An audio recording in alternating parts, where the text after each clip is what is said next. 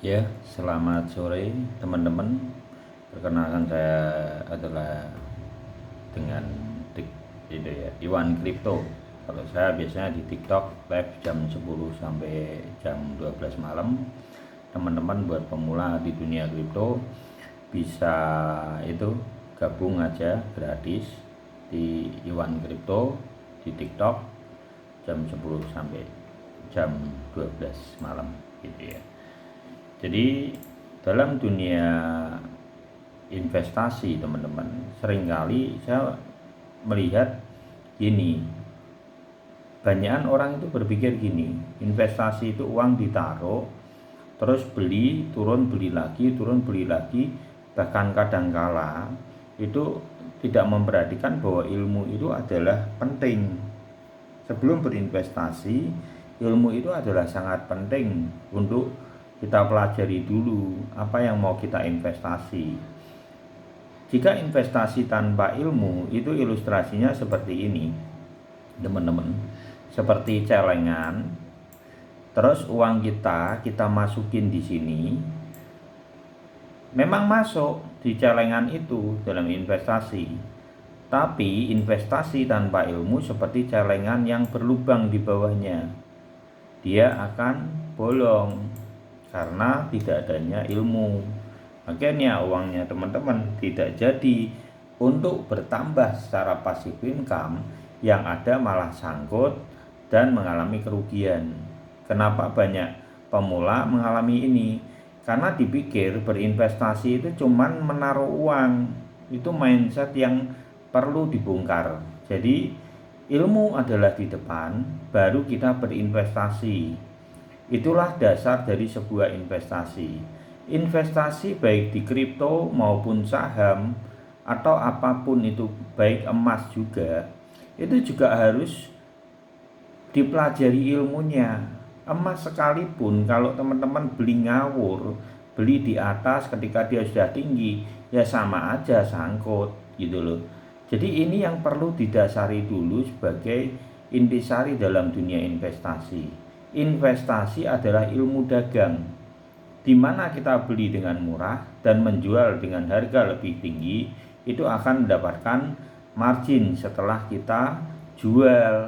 Kalau belum kita jual masih dalam angan-angan gitu ya.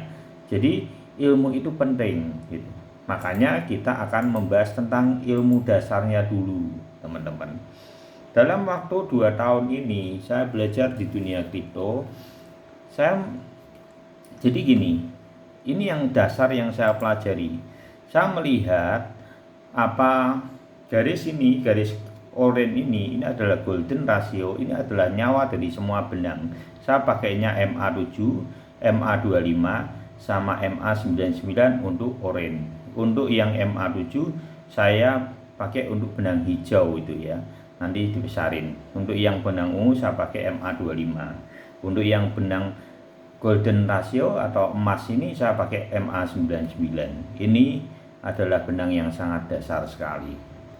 Jadi kenapa saya jauhkan seperti ini teman-teman?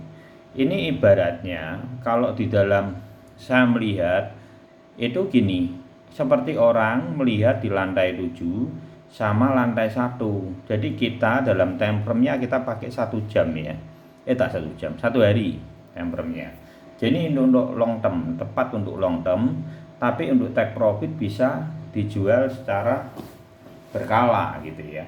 Jadi kenapa harus melihat market dengan jarak jauh seperti ini? Dengan posisi seperti ini teman-teman bisa lebih tahu lebih detail marketnya kemana. Jadi benang ini sifatnya adalah mengontrol dari setiap pergerakan. Jadi saat ini kalau benang ini datar, dia berpotensi kalau dia nanti dia bisa naik sedikit, itu berpotensi akan pembelian keadaan. Jadi kita perlu lihat apakah beberapa minggu ke depan dia itu akan naik atau dia akan turun. Itu menjadi panduan, yaitu adalah golden ratio-nya. Seandainya ini seperti orang yang sedang melihat dari lantai 7, daya jangkaunya lebih luas. Kenapa kita dalam melihat market harus jarak jauh seperti ini? Sebaiknya juga sering dilihat dengan jarak jauh seperti ini. Karena ini menjadi poin penting dalam kita melihat market, teman-teman. Itu satu. Kedua, terus itu kalau seandainya seperti yang di lantai satu seperti apa? Kita seperti melihat dalam lingkup yang seperti ini, teman-teman, sebetulnya. Nah, seringkali orang-orang atau pemula itu terjebak di zona ini. Dia cari itu umpamanya symmetrical atau itu. Tapi sebenarnya dia tidak sadar bahwa ini posisinya ini sedang turun, datar, atau dia benar-benar sangat jungkel, kalau bahasa itunya curam sekali. Nah, itu dengan kondisi yang sangat dekat seperti ini, ilustrasinya seperti orang yang sedang di lantai dasar, lantai bawah. Jadi sudut pandangnya akan sangat sempit. Jadi kita tidak bisa membaca market sebetulnya dengan sudut-sudut yang sangat sempit seperti ini, lebih kurang dapat gitu loh secara. Jadi nanti kita kadang bisa tidak sadar kalau terjadi penurunan atau memang grafiknya sebetulnya sudah cross turun, gitu, sudah turun gitu loh. Jadi penting ya teman-teman untuk melihat market dengan pola seperti ini. Ini kalau yang ilmunya adalah melihat grafik gitu loh. Terus bagaimana kita melihat grafik posisi beli yang terbaik itu seperti apa? Dalam waktu 2 tahun ini, teman-teman, saya akan memberikan nama buat balok ini adalah balok Bang Thoyib. Karena sifatnya balok ini adalah keluar dari 3 benangnya. Ini saya akan tandai, teman-teman. Jadi dalam pembelian sebetulnya kita tidak punya momentum pembelian yang banyak. Sebenarnya area pembeliannya ini yang saya sudah tandai di area panah-panah ini ya, teman-teman. Nanti teman-teman akan cukup kaget dengan apa yang dilihat. Jadi kalau seringkali teman-teman mendengar bahwa pisau jatuh, ini pisaunya di sini ya, turun gitu. Jangan ditadah, kita jangan menadahkan tangan kita karena nanti terluka. Itu kiasan yang bagus gitu. Tapi saya mau menambahi dari kiasan itu. Memang pisau jatuh, kita tidak boleh menadahkan tangan kita. Tapi tunggu sampai pisau itu jatuh ke lantai. Pungut pisau itu. Yang jadi pertanyaannya adalah di mana lantainya, kan gitu ya teman-teman. Di lantainya itu yang panah-panah yang saya kasih tanda ini. Ayo kita lihat panahnya itu apakah sama konfirmasinya. Itu kita kasih nama nantinya adalah candle atau balok Bang Thoyib, gitu ya. Ini saya akan besarin, teman-teman. Nanti teman-teman akan bisa melihat bahwa konfirmasinya hampir sama semua. Jadi balok Bang Thoyib ini muncul ketika 3 benang. Baloknya itu meloncat dari benang ini dan sangat panjang. Ketika sangat panjang dan ini sudah terjadi panic sell yang sangat hiper di sini, biasanya terjadi runcing sedikit di sini, ada ekor kecil di sini, saya sudah beli. Ini ekstrim ya, tidak banyak orang akan berani beli di level ini. Tapi ini kita kasih nama candle ini adalah Bang Thoyib karena dia keluar dari 3 benang, kabur. Bang Thoyib sifatnya apa? Adalah kabur gitu ya. Jadi di sini ini setiap konfirmasi seperti ini dengan kondisinya adalah lebar-lebar ya. Ini harus lebar-lebar, gitu ya. Kalau bisa sejajar seperti ini. Terus ke sini, lo ndak kuat lo di sini. Lah, ketika di sini ndak kuat 2 konfirmasi 2 hari, teman-teman biasanya saya di sini itu adalah take profit margin. Saya tidak jual barang yang di sini. Modalnya seandainya $100, saya tidak jual $100-nya. Kenaikannya aja umpamanya 30 ya. Ini saya jualnya cuma $30-nya aja. Jadi marginnya aja. Dengan alasan apa? Karena di sini sudah Thoyib. Ini posisinya downtrend nih teman. Nanti tak gedein. Posisi downtrend pun teman-teman bisa mendapatkan dari candle ini, teman-teman akan takjub gitu. Kok bisa ya ternyata ya gitu. Nanti teman-teman pelajari sendiri ya. Jadi 3 benang lagi dia loncat. Ini adalah lantainya lagi. 3 benang lagi loncat. Ini terjadinya merah dulu ya. Di posisi merah paknya dia, di posisi dia 3 benang, balok ini loncat, semakin merah. Nah, di situ teman-teman masuk. Itu lantainya dari pisau jatuh itu. Tandanya apa? 3 benang ini yang sudah jauh ya. Terus 3 benang lagi, apa yang terjadi? Balok meloncat lagi. Toyib lagi, kita kasih nama Toyib ya, biar ingat, teman-teman ingat Bang Toyib gitu, kaburan gitu ya.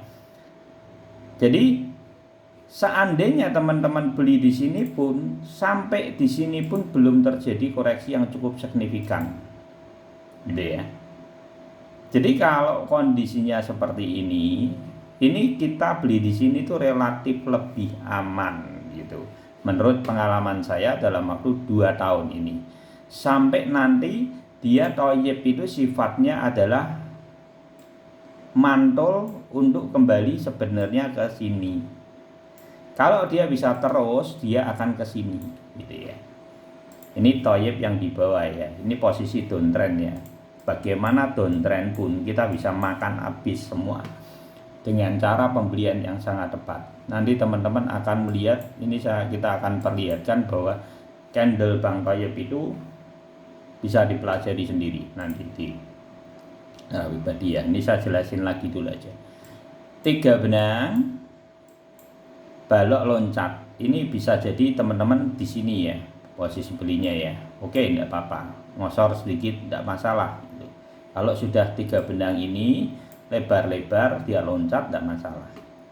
Nah, terus kita cari lagi yang panah tadi lagi. Nah, apakah betul itu sama dengan Bang Toyib kembali? Jadi 3 benang lebar-lebar, muncullah Toyib lagi. Balok yang meloncat full block, nanti merah, dia mau merah mau hijau enggak apa-apa. Begitu dia narik kecil sedikit masuk aja gitu. Biasanya saya seperti itu membelinya. Terus kalau yang di sini kondisinya sudah mulai papak ya, datar ya. Di sini teman-teman 3 benang balok ya. 3 benang balok. Dah. Di situ ya, ternyata di sini belum ada. Jadi levelnya seperti itu. Nah, ini potensinya kemana? Kalau di sini sudah ditahan di sini di 18.000, kemungkinan dia akan balik dulu, kemungkinan. Kemana golden ratio? Moga-moga sukses seperti ya, di 21.000 dulu. Lah, pertanyaannya bagaimana balok ini bisa muncul? Jadi balok ini muncul bukan tanpa sebab teman-teman. Jadi setelah saya amati, balok ini Toyib yang namanya Bang Toyib ini atau pisau jatuh itu lantainya di mana ya, di Bang Toyib ini ya, namanya candle Bang Toyib, kita kasih nama candle Bang Toyib gitu ya. Jadi dia dikonfirmasi oleh 2 hal. Satu adalah berita FAD, berita buruk ya, hiper, itu akan menyebabkan yang kedua panic sell yang hiper. Jadi balok ini meloncat karena 2 konfirmasi ini. Jadi saat level-level di balok yang tadi saya jelasin di sini, balok Bang Toyib ini, kalau teman-teman belum biasa, teman-teman tidak berani masuk. Tapi cobalah dengan $10. Dan nanti teman-teman sampai temuin feelingnya teman-teman tuh sampai ketemu. Nanti itu akan berguna sekali dan teman-teman akan mengalami sebuah pengalaman yang saya alami. Semoga bermanfaat. Indonesia suka ilmu, investasi adalah tentang belajar ilmu di depan baru berinvestasi, agar kita tidak seperti sedang menabung di dalam celengan yang bocor. Salam sukses buat investor Indonesia, take profit selalu. God bless you all.